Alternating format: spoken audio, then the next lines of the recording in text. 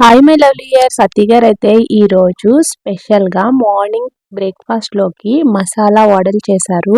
అంటే నార్మల్గా నేను చేసే వడలు అయితే ఇక వాటిలో ఏమీ వేయనమాట, సింపుల్గా చేసేస్తాను. అత్తయ్య గారు వడల్లో అయితే చూడండి వామాకులు కూడా వేస్తారు. మాకు ఫ్రెష్గా వామ మొక్క ఉంది, దాని నుంచి అయితే వామాకులు కోసుకెళ్తున్నాను నేను. ఒక 10 అలా తీసుకురమ్మన్నారు. ఇంకా అలానే ఫ్రెష్గా కాసిన కరివేపాకు. ఇంటి దగ్గర అంటే ఇండియాలో ఉంటే ఇదే బెనిఫిట్. అన్నీ అప్పటికప్పుడు కోసినవి మనం చక్కగా కట్ చేసుకుని వేసుకుంటే ఉంటుంది ఆ ఫీలింగ్. నాకైతే చాలా బాగా అనిపిస్తుంది. ఇక నేనైతే వామాకులు కూడా చిన్నగా కట్ చేసేసి కరివేపాకుతో వేస్తాను. అంటే వడలంటే అందరూ వేస్తారు, ఈ వడలు మా అత్తయ్య గారు కొంచెం వెరైటీగా వేస్తారు. మేబీ మీలో చాలా మంది తెలిసే ఉంటుంది, నాకైతే తెలియదు. తెలియని వాళ్ళైతే ఈసారి ఇలా ట్రై చేయండి, క్రిస్పీగా చాలా బాగా వచ్చినాయి.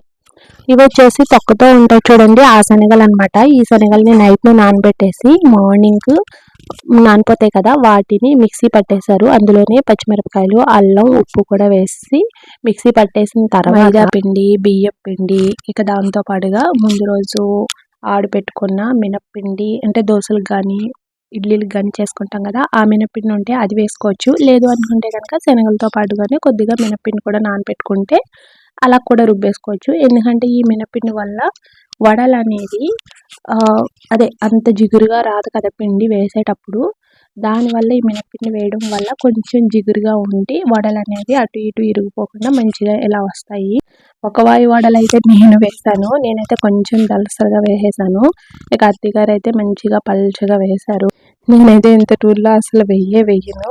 అత్తయ్య గారు అయితే మంచిగా ఫుల్గా నూనెలో వేశారు, బాగా పొంగేలాగా. దన్ను అయితే కారంగా ఉంటే తినడు కాబట్టి వాడికి ఫస్ట్ పచ్చిమిరకాయలు లేకోకుండా కొంచెం పిండి విడిగా ఆడేశారు.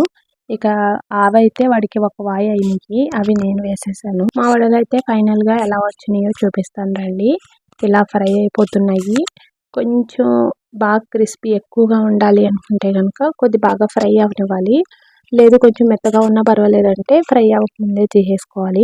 నేను చెప్పాను కదా అత్తయ్య గారు అయితే మంచిగా పలుచగా వేస్తున్నారని, జస్ట్ చేత్తో అటు ఇటు అలా కదుపుతున్నారంటే అవి ఆటోమేటిక్గా పలుచగా భలే క్రిస్పీగా వచ్చినాయి. నేను వేసినవి అయితే మెత్తగా వచ్చినాయి. ఫైనల్గా మా వడలు అయితే చాలా క్రిస్పీగా, చాలా అంటే చాలా బాగున్నాయి. ఈరోజు మా బ్రేక్ఫాస్ట్ అయితే మంచిగా వడలతో ఎంజాయ్ చేస్తాము.